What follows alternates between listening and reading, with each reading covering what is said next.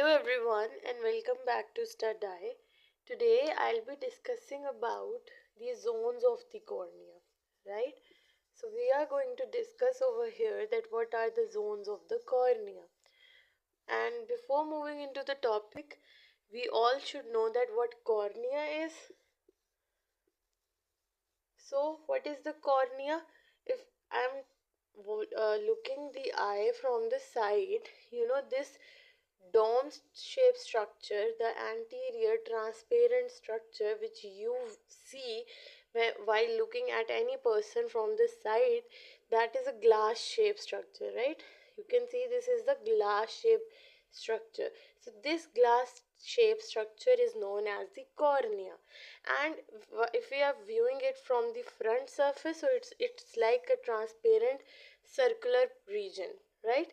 So here there are few zones of the cornea, right? It is having some zones from while viewing from the front.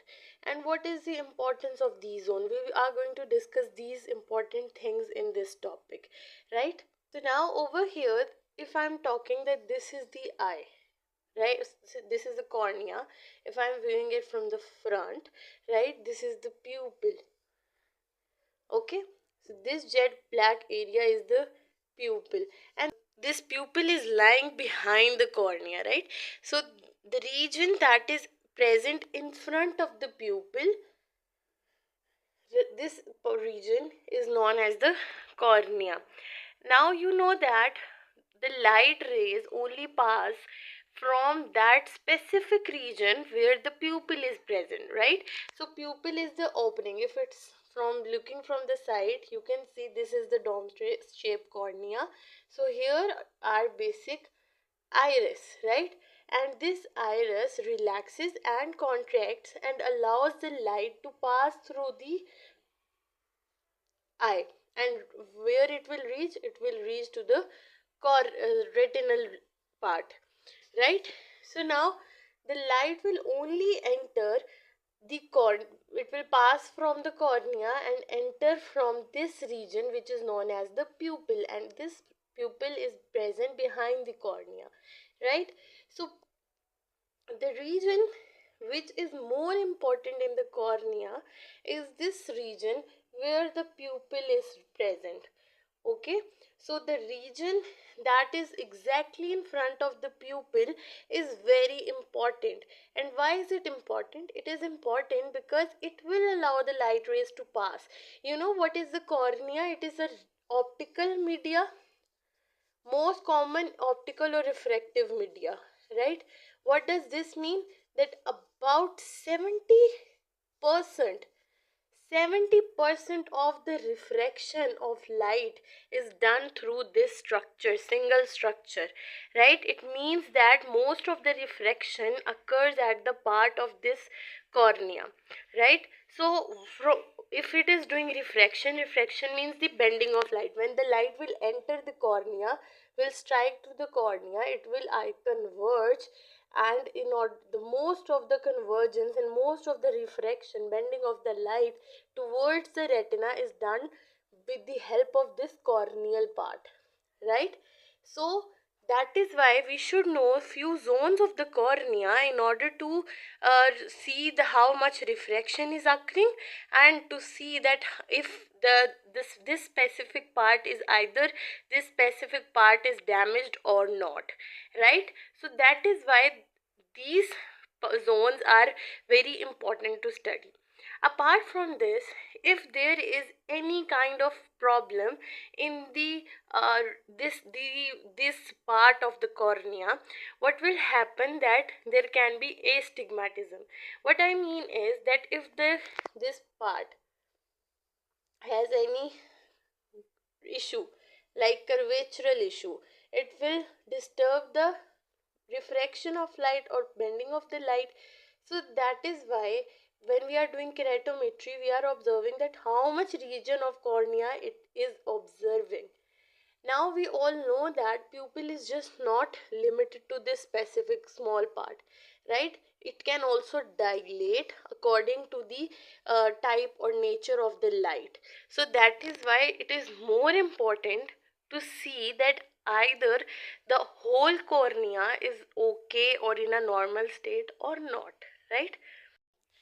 Okay, so while we are talking about the zones of the cornea, we should know the diameter of the cornea. So usually diameter means that distance between one edge to the second edge, right? So what is diameter? Diameter is the distance from one corner to the other corner of a circle, right? So the diameter of the cornea is the approximately 10 to 13 millimeter, right? If we are talking about the diameter, I am telling you that it is between 10 to a 13 millimeter depending on the patient, right? It varies from patient to patient, but the average lies between 10 to 13 millimeter. And we are over here discussing the zones. So there are few zones. You have heard about optic zone, right? So optic zone is that part of the cornea that is the optical region, or that is helping in the refraction or bending of the light. So I have already discussed that pupil is basically at the center of the cornea, and only from the pupil light can pass through, right? So the optic zone is that region from where the light can pass, right? Now it is not limited to this part, because I have already discussed that the pupil helps in dilation and relaxation depending on the day and night. If there is a darkness around, what will happen that the pupil will dilate, so it can be up to this, right, size. So now what will happen, the light will pass from this structure. So there are two basic parts that is involving in the optic zone, right? Again, what I mean to say is that when there is light, excess light, what will happen, the iris will constrict and the pupil size will be limited, the smaller, right? So only at that time this part act as refractive media. And when there is darkness, what happens, that iris contracts and pupil dilates, right? So this wide opening is now bigger, and now more part of, if I am, so now at this point, so now this region of the cornea is now acting as an optical part or region, right? So now there is how much parts or zones are considered as the optical zone. We will be discussing it now later. So keeping it simple, we have basic four zones, right? So if we are talking about a circle, obviously it will have some central point. So first zone will be central, right? A circle has two basic things. One is central part and one is peripheral.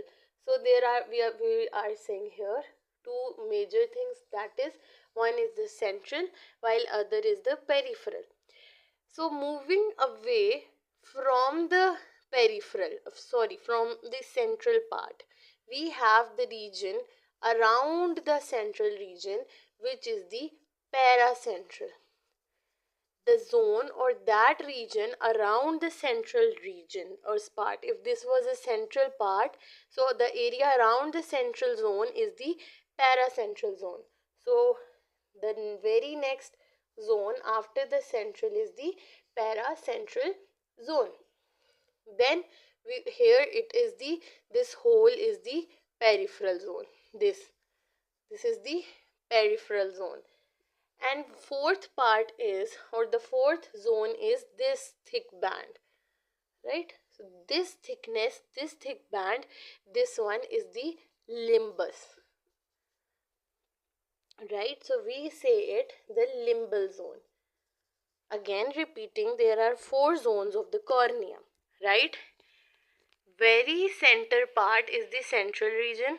The area around the central is the paracentral, and next, that third thing is the peripheral. This whole part, this is the peripheral part, and this thick band is the limbal zone of the cornea, right? So now I have said that the total diameter of the cornea is the 10 to 13 millimeter. So we are taking over here the central reading, that is maybe 11 millimeter. Majorly we are saying it average, I am taking the average, that is 11 millimeter. If a person who is having the diameter of about 11 millimeter, then how much zones each will have? Okay, let's discuss it. Okay, so let's suppose this is the eye of a patient and this is the cornea of the person, right? So this is the eye, left eye of a person, and this is the cornea. You can see what happens in normally we see like this eye. This hole is a color shaded part, and over here this is a jet black region. This colored part is basically the iris color which is shown behind the cornea, because cornea is a transparent structure which lies in front of the iris, right? So I'm not showing over here the color right now. This is the transparent cornea over here, and we said that this is the central part, this is the paracentral part, this is the peripheral, and this is the limbal region, right?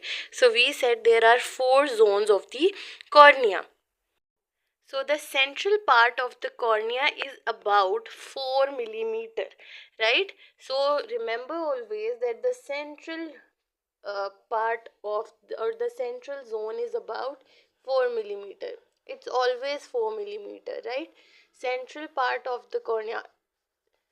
So this patient right now has the diameter of 11 millimeter, suppose 11 or 11.5. So the distance between from this point to this point, this is the horizontal diameter. So let's suppose the horizontal diameter of this patient is 11 millimeter, and out of that 11 millimeter, the central 4 millimeter is the central zone, right? This is the central zone. So central zone is always about 4 millimeter, right? Now 4 to 8 millimeter, right? So over here this 4 to 8, this was up to here, this was 4, and now this is 4 to 8 millimeter is the paracentral zone, right? And from 8 to 11 we have the peripheral zone, and this limbal part is the ending, right? It is the ending of the cornea. So we have, this was the central region, so this central region was only 4 millimeter in diameter, right? Now the paracentral region is about 8 millimeters, right? Then next is about 11 millimeter, right? Peripheral, and this ending is the limbus, right? And the limbus is the thickest.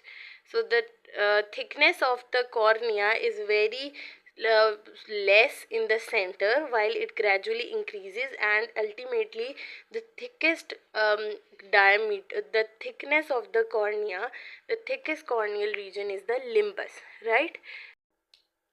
So now we have said that there are 4 zones. One is central, the other is central is about 4 millimeter in diameter, right?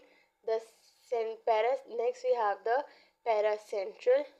This paracentral is about 8 millimeter in diameter, right? It means that from 4 till 8, that 4 millimeter radius is about 4 to 8 millimeter. Then third we have the peripheral. It is about 8 to 11 millimeter in diameter, and the last one is the limbal or limbus region. So it is the ending, right? So it does not have any fine diameter, but it is basic ending. That is why we say that it is the thickest region, and the thickness of cornea is maximum at the limbal area. So these are the 4 zones. And now as we have discussed about the optic zone, so optic zone is up to, so optic zone or the basic optic zone, that is helping in of the cornea, or the region that or part of the cornea that helps out in the refraction of the, or bending of the light, is the central and paracentral region, right? So collectively we say this is the optic zone. If you will see over here, this is an eye, right? So this and this region, overall this part is the optic zone of the cornea. This is the peripheral and this is the limbal, right? So the area that helps in the refraction or bending of the light is the optic zone, and this include two basic zones, that is central and paracentral, and it is approximately up to 8 millimeters, right? So if we are drawing this circle, it was 4 millimeter, and if I am drawing this circle, this is 8 millimeters, right? So this was central, this is paracentral, and collectively we call this the optic zone, and it helps in the refraction or bending of the light. And when we are talking about the optic zone, we are if we are talking about pupil, so pupil can dilate up to 8 millimeters, right? That is why the optic zone is up to 8 millimeter, because pupil can also dilate up to the 8 millimeters, and that is why paracentral region also is the part of the optic zone. And the other thing is that when we are discussing about keratometry, in keratometry what happens that it is only observing 4 millimeter, so it is only observing the central region of the cornea, right? When we used to talk about the finding the curvature, or when we are talking about the keratometry, it only measures the central 4 millimeters, right? Only measures the central zone of the cornea. So these are the basic details of the zones of the cornea. I hope the lecture is clear, that how many zones we have, what are the names, and what diameter they have, right? So in case of any query, please don't hesitate to comment, and don't forget to like, share and subscribe the channel. Thank you so much.